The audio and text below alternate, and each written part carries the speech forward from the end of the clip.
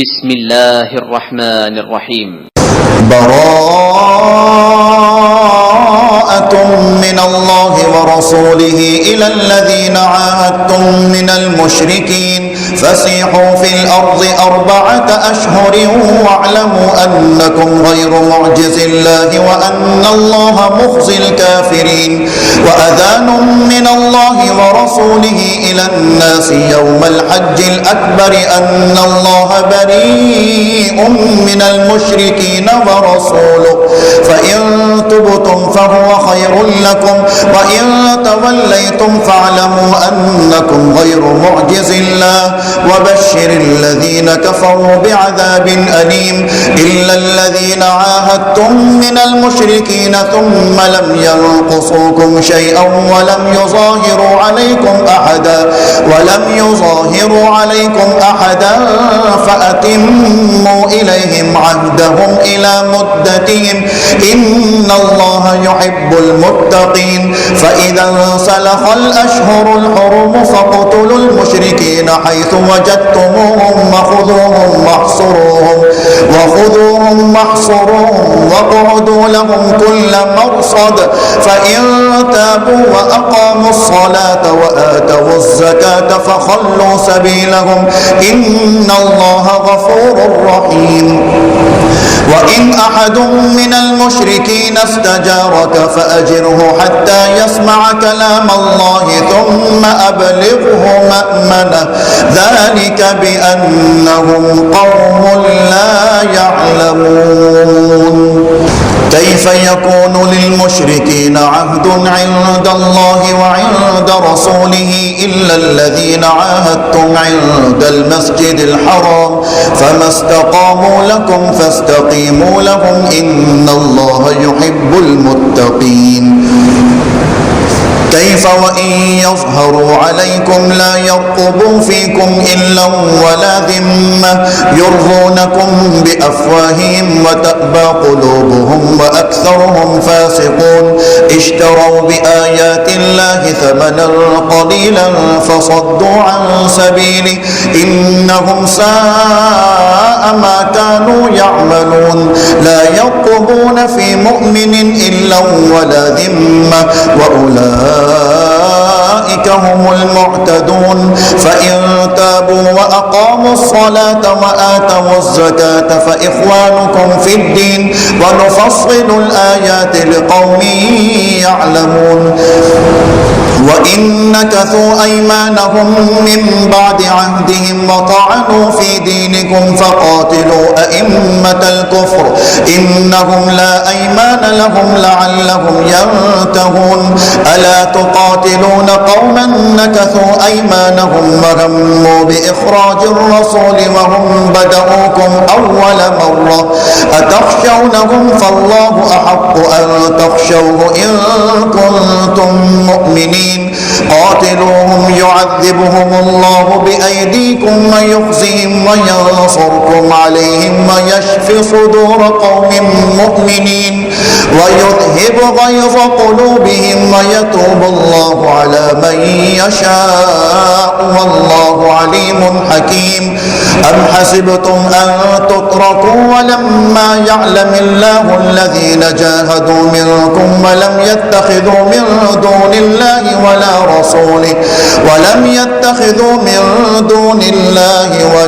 رسوله ولا المؤمنين وليجا والله خبير بما تعملون ما كان للمشركين أن يعمروا مساجد الله شاهدين على أنفسهم بالكفر أولئك حبطت أعمالهم وفي النار هم خالدون إنما يعمر مساجد الله من آمن بالله واليوم الآخر وأقام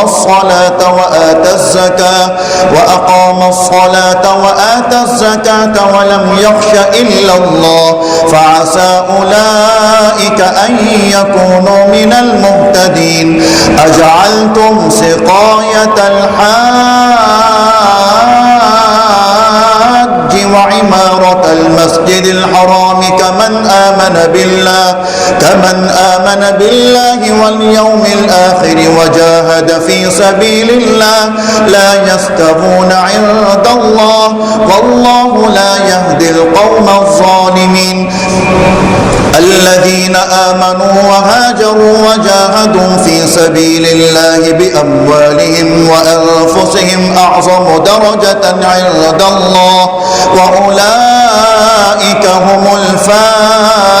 الفائزون يبشرهم ربهم برحمة منه ورضوان وجنات لهم فيها نعيم مقيم خالدين فيها أبدا إن الله عنده أجر عظيم يا أيها الذين آمنوا لا تتخذوا آباءكم وإخوانكم أولياء إن استحبوا الكفر على الإيمان ومن يتولهم منكم فأولئك هم الظالمون قل إن كان آباؤكم وأبناؤكم وإخوانكم وأزواجكم وعشيرتكم وأموال اقترفتموها وتجارة تخشون كسادها ومساكن ترضونها أحب إليكم من الله ورسوله وجهاد في سبيله فتربصوا حتى يأتي الله بأمره والله لا يهدي القوم الفاسقين لقد نصركم الله في مواطن كثيرة ويوم حنين إذ أعجبتكم كثرتكم فلم تغن عنكم شيئا وضاقت عليكم الأرض بما رحبت ثم وليتم مدبرين ثم أنزل الله سكينته على رسوله وعلى المؤمنين وأنزل جنودا لم تروها وعذب الذين كفروا وذلك جزاء الكافرين ثم يتوب الله من بعد ذلك على من يشاء والله غفور رحيم يا أيها الذين آمنوا إنما المشركون نجس فلا يقربوا المسجد الحرام بعد عامهم هذا وإن خفتم عيلة فسوف يغنيكم الله من فضله إن شاء إن الله عليم حكيم قاتلوا الذين لا يؤمنون بالله ولا باليوم الآخر ولا يحرمون ما حرم الله ورسوله ولا يدينون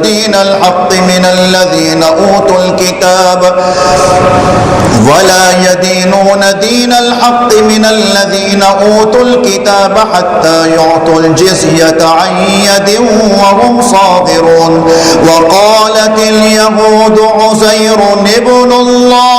وقالت النصارى المسيح ابن الله ذلك قولهم بأفواههم يضاهئون قول الذين كفروا من قبل قاتلهم الله أنى يؤفكون اتخذوا أحبارهم ورهبانهم أربابا من دون الله والمسيح ابن مريم وما أمروا إلا ليعبدوا إلها واحدا لا إله إلا هو سبحانه عما يشركون يريدون أن يطفئوا نور الله بأفواههم ويأبى الله إلا أن يتم نوره ولو كره الكافرون هو الذي أرسل رسوله بالهدى ودين الحق ليظهره على الدين كله ولو كره المشركون يا أيها الذين الذين آمنوا إن كثيرا من الأحبار والرهبان ليأكلون أموال الناس بالباطل ويصدون عن سبيل الله والذين يكنزون الذهب والفضة ولا ينفقونها في سبيل الله فبشرهم بعذاب أليم يوم يحمى عليها في نار جهنم فتكوى بها جباههم وجنوبهم وظهورهم هذا ما كنزتم لأنفسكم فذوقوا ما كنتم تكنزون إن عدة الشهور عند الله 12 شهرا في كتاب الله يوم خلق السماوات والأرض منها 4 حرم ذلك الدين القيم فلا تظلموا فيهن أنفسكم وقاتلوا المشركين كافة كما يقاتلونكم كافة واعلموا أن الله مع المتقين إنما النسيء زيادة في الكفر يضل به الذين كفروا يحلونه عاما ويحرمونه عاما ليواطئوا عدة ما حرم الله فيحلوا ما حرم الله زين لهم سوء أعمالهم والله لا يهدي القوم الكافرين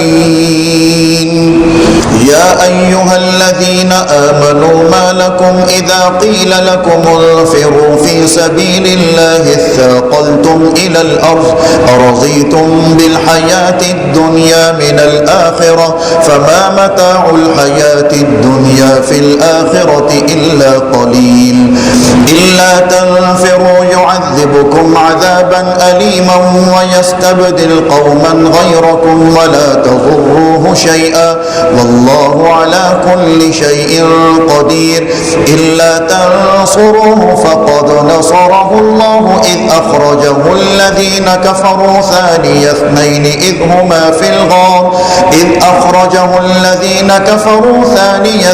إذ هما في الغار إذ يقول لصاحبه لا تحزن إن الله معنا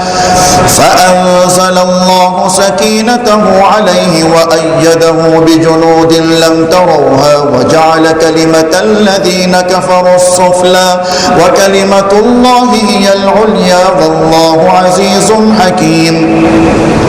انفروا خفافا وثقالا وجاهدوا بأموالكم وأنفسكم في سبيل الله ذلكم خير لكم إن كنتم تعلمون لو كان عرضا قريبا وسفرا قاصدا لاتبعوك ولكن بعدت عليهم الشقة وسيحلفون بالله لم استطعنا لخرجنا معكم يهلكون أنفسهم والله يعلم إنهم لكاذبون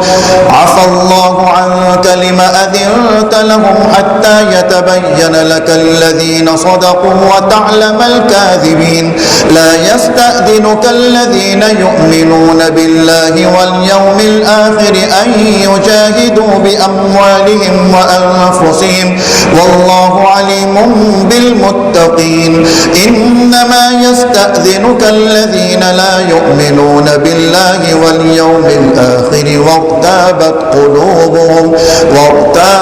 قلوبهم فهم في ريبهم يترددون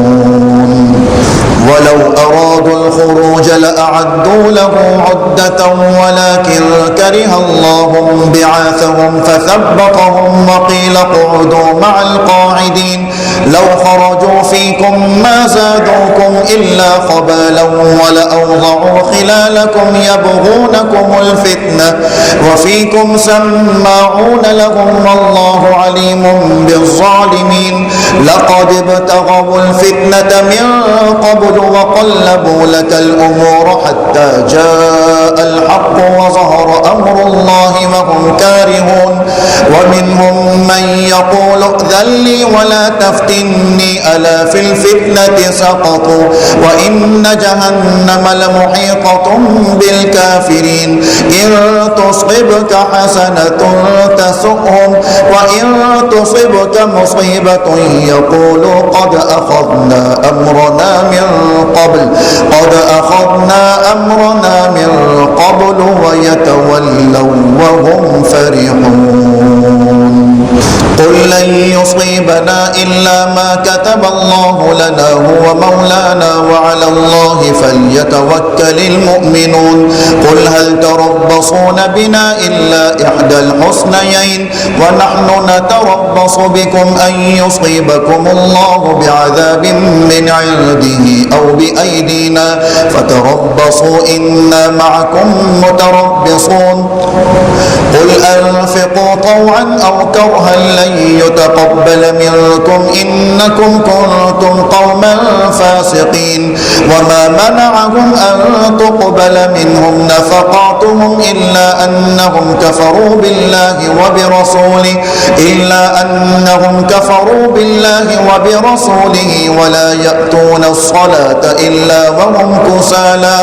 ولا يأتون الصلاة إلا وهم كسالى ولا ينفقون إلا وهم كارهون فلا تعجبك أموالهم ولا أولادهم إنما يريد الله ليعذبهم بها في الحياة الدنيا وتزهق أنفسهم وهم كافرون ويحلفون بالله إنهم لمنكم وما هم منكم ولكنهم قوم يفرقون لو يجدون ملجأ أو مغارات أو مدخلا لولوا إليه وهم يجمعون ومنهم من يلمزك في الصدقات فإن أعطوا منها رضوا وإن لم يعطوا منها إذا هم يسخطون ولو أنهم رضوا ما آتاهم الله ورسوله وقالوا حسبنا الله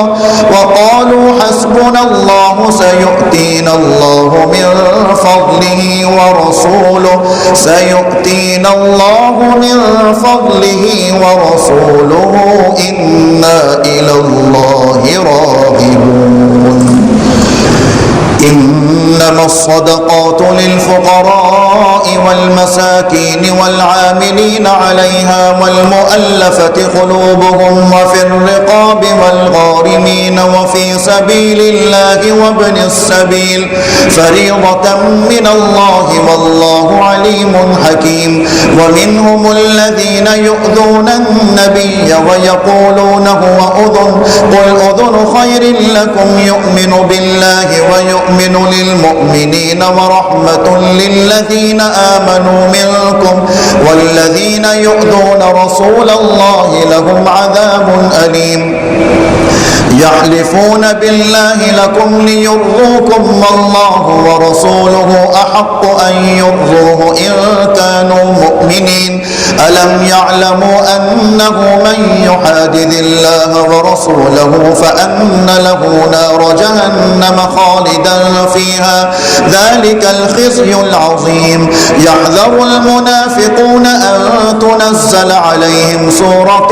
تنبئهم بما في قلوبهم قل استهزئوا إن الله مخرج ما تحذرون ولئن سألتهم ليقولن إنما كنا نخوض ونلعب قل أبالله وآياته ورسوله كنتم تستهزئون لا تعتذروا قد كفرتم بعد إيمانكم إن نعف عن طائفة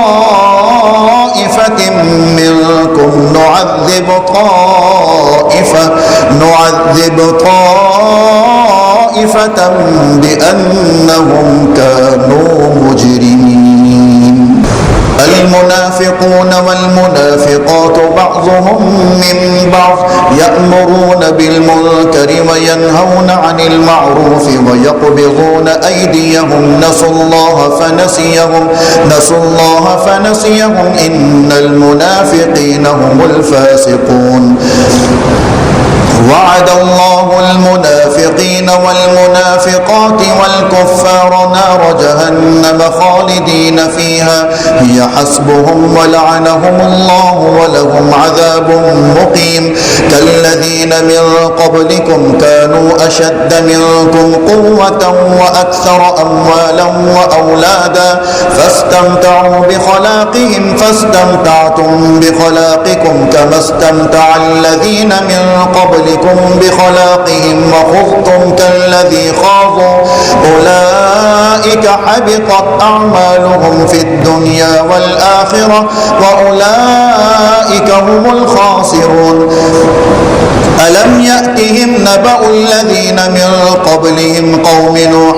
وعاد وثمود وقوم إبراهيم وأصحاب مدين والمؤتفكات أتتهم رسلهم بالبينات فما كان الله ليظلمهم ولكن كانوا أنفسهم يظلمون والمؤمنون والمؤمنات بعضهم أولياء بعض يأمرون بالمعروف وينهون عن المنكر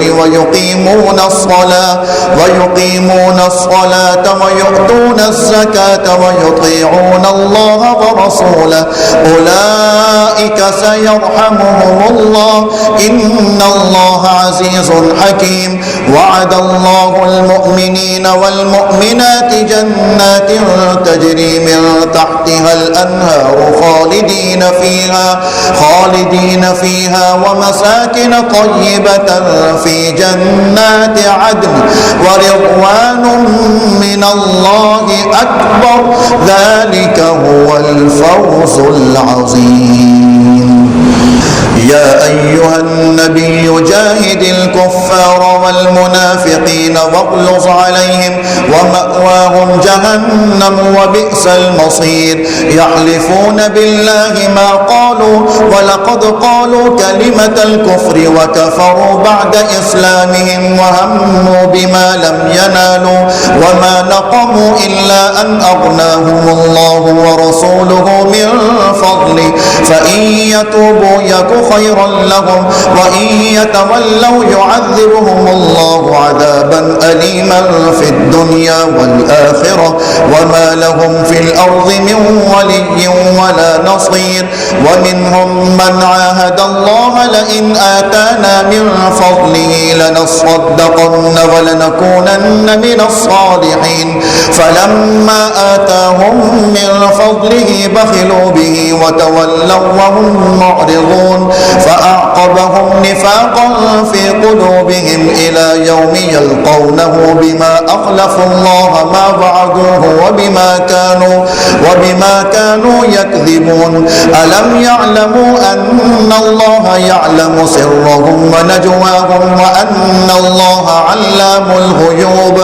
الذين يلمزون المطوعين من المؤمنين في الصدقات والذين لا يجدون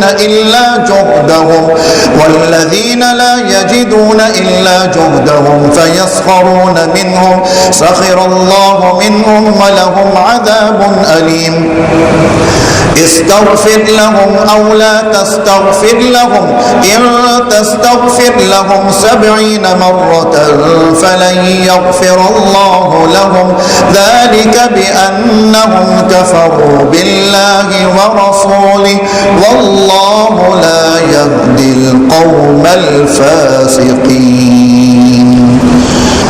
فرح المخلفون بمقعدهم خلاف رسول الله وكرهوا أن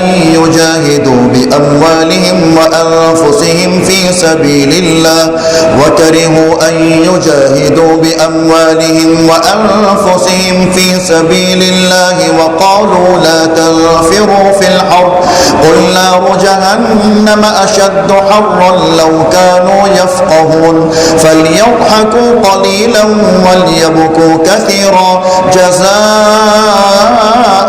بما كانوا يكسبون فإن رجعك الله إلى طائفة منهم فاستأذنوك للخروج فقل لن تخرجوا معي أبدا ولن تقاتلوا معي عدوا إنكم رضيتم بالقعود أول مرة فاقعدوا مع الخالفين ولا تصل على أحد منهم مات أبدا ولا تقم على قبره إنهم كفروا بالله ورسوله وماتوا وهم فاسقون ولا تعجبك أموالهم وأولادهم إنما يريد الله أن يعذبهم بها في الدنيا وتزهق أنفسهم وهم كافرون وإذا أنزلت سورة أن آمنوا بالله وجاهدوا مع رسوله استأذنك أولو الطول منهم وقالوا ذرنا نكن مع القاعدين رضوا بأن يكونوا مع الخوالف وطبع على قلوبهم فهم لا يفقهون لكن الرسول والذين آمنوا معه جاهدوا بأموالهم وأنفسهم وأولئك لهم الخيرات وأولئك هم المفلحون أعد الله لهم جنات تجري من تحتها الأنهار خالدين فيها ذلك الفوز العظيم وجاء المعذرون من الأعراب ليؤذن لهم وقعد الذين كذبوا الله ورسوله سيصيب الذين كفروا منهم عذاب أليم ليس على الضعفاء ولا على المرضى ولا على الذين لا يجدون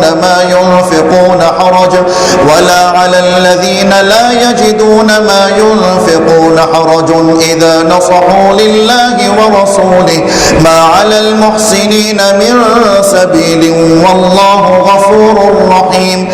ولا على الذين إذا ما أتوك لتحملهم قلت لا أجد ما أحملكم عليه تولوا وأعينهم تفيض من الدمع حزنا ألا يجدوا ما ينفقون إنما السبيل على الذين يستأذنونك وهم أغنياء رضوا بأن يكونوا مع الخوالف وطبع الله على قلوبهم فهم لا يعلمون يعتذرون إليكم إذا رجعتم إليهم قل لا تعتذروا لن نؤمن لكم قد نبأنا الله من أخباركم وسيرى الله عملكم ورسوله ثم تردون إلى عالم الغيب والشهادة فينبئكم بما كنتم تعملون سيحلفون بالله لكم إذا انقلبتم إليهم لتعرضوا عنهم فأعرضوا عنهم إنهم رجس ومأواهم جهنم جزاء بما كانوا يكسبون يحلفون لكم لترضوا عنهم فإن ترضوا عنهم فإن الله لا يرضى عن القوم الفاسقين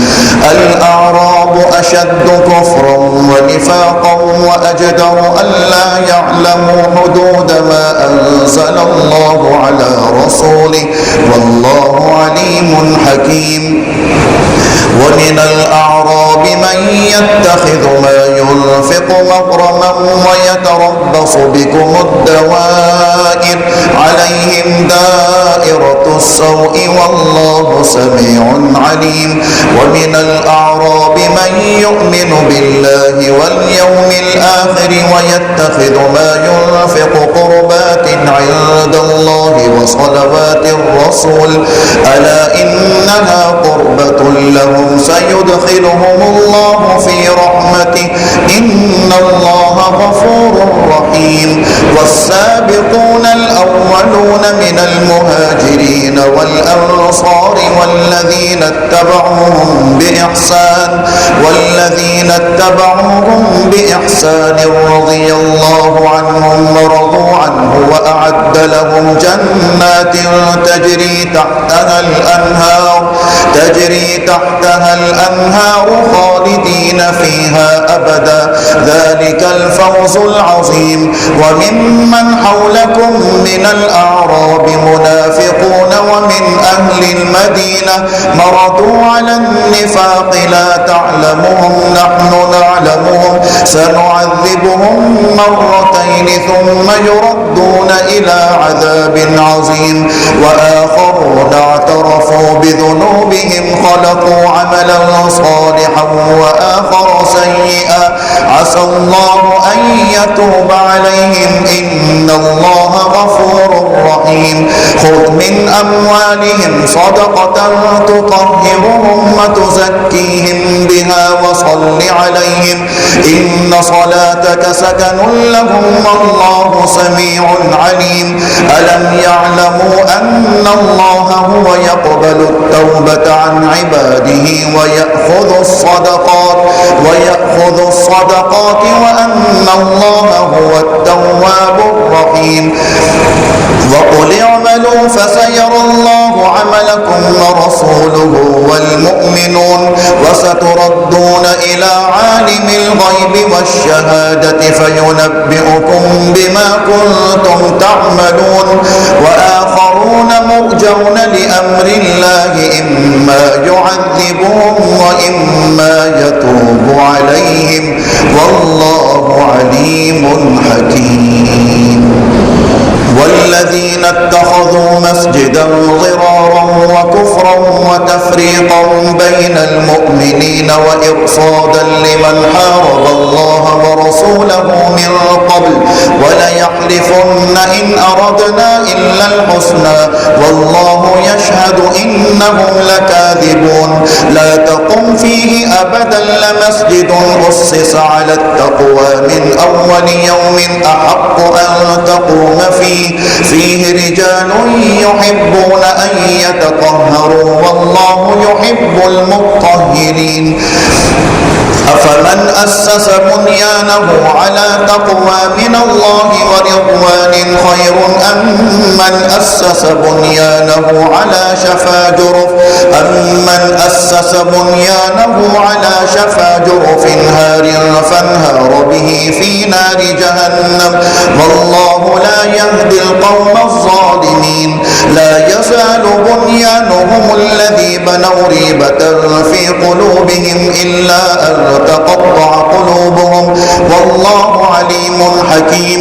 إن الله اشترى من المؤمنين أنفسهم وأموالهم بأن لهم الجنة يقاتلون في سبيل الله فيقتلون ويقتلون وعدا عليه حقا في التوراة والإنجيل والقرآن ومن أوفى بعهده من الله فاستبشروا ببيعكم الذي بايعتم به وذلك هو الفوز العظيم. التائبون العابدون الحامدون السائحون الراكعون الساجدون الآمرون بالمعروف والناهون عن المنكر والحافظون لحدود الله وبشر المؤمنين. ما كان للنبي والذين آمنوا أن يستغفروا للمشركين ولو كانوا أولي قربى من بعد ما تبين لهم أنهم أصحاب الجحيم. وما كان استغفار إبراهيم لأبيه إلا عن موعدة وعدها إياه فلما تبين له أنه عدو لله تبرأ منه إن إبراهيم لأواه حليم. وما كان الله ليضل قوما بعد إذ هداهم حتى يبين لهم ما يتقون إن الله بكل شيء عليم. إن الله له ملك السماوات والأرض يحيي ويميت وما لكم من دون الله من ولي ولا نصير. بصير. لقد تاب الله على النبي والمهاجرين والأنصار الذين اتبعوه في ساعة العسرة من بعد ما كاد يزيغ قلوب فريق منهم ثم تاب عليهم إنه بهم رءوف رحيم. وعلى الثلاثة الذين خلفوا حتى إذا ضاقت عليهم الأرض بما رحبت وضاقت عليهم أنفسهم وظنوا أن لا ملجأ من الله إلا إليه ثم تاب عليهم ليتوبوا إن الله هو التواب الرحيم. يا أيها الذين آمنوا اتقوا الله وكونوا مع الصادقين. ما كان لأهل المدينة ومن حولهم من الأعراب أن يتخلفوا عن رسول الله ولا يرغبوا بأنفسهم عن نفسه ذلك بأنهم لا يصيبهم ظمأ ولا نصب ولا مخمصة في سبيل الله ولا يطؤون موطئا يغيظ الكفار ولا ينالون من عدو نيلا إلا كتب لهم به عمل صالح إن الله لا يضيع أجر المحسنين. ولا ينفقون نفقة صغيرة ولا كبيرة ولا يقطعون واديا إلا كتب لهم ليجزيهم الله أحسن ما كانوا يعملون. وما كان المؤمنون لينفروا كافة فلولا نفر من كل فرقة منهم طائفة ليتفقهوا في الدين ولينذروا قومهم إذا رجعوا إليهم لعلهم يحذرون. يا أيها الذين آمنوا قاتلوا الذين يلونكم من الكفار وليجدوا فيكم غلظة واعلموا أن الله مع المتقين. وإذا ما أنزلت سورة فمنهم من يقول أيكم زادته هذه إيمانا فأما الذين آمنوا فزادتهم إيمانا وهم يستبشرون وأما الذين في قلوبهم مرض فزادتهم رجسا إلى رجسهم وماتوا وهم كافرون. أولا يرون أنهم يفتنون في كل عام مرة أو مرتين ثم لا يتوبون ولا هم يذكرون. وإذا ما أنزلت سورة نظر بعضهم إلى بعض هل يراكم من أحد ثم صرف الله قلوبهم بأنهم قوم لا يفقهون. لقد جاءكم رسول من أنفسكم عزيز عليه ما عنتم حريص عليكم بالمؤمنين رؤوف رحيم. فإن تولوا فقل حسبي الله لا إله إلا هو عليه توكلت وهو رب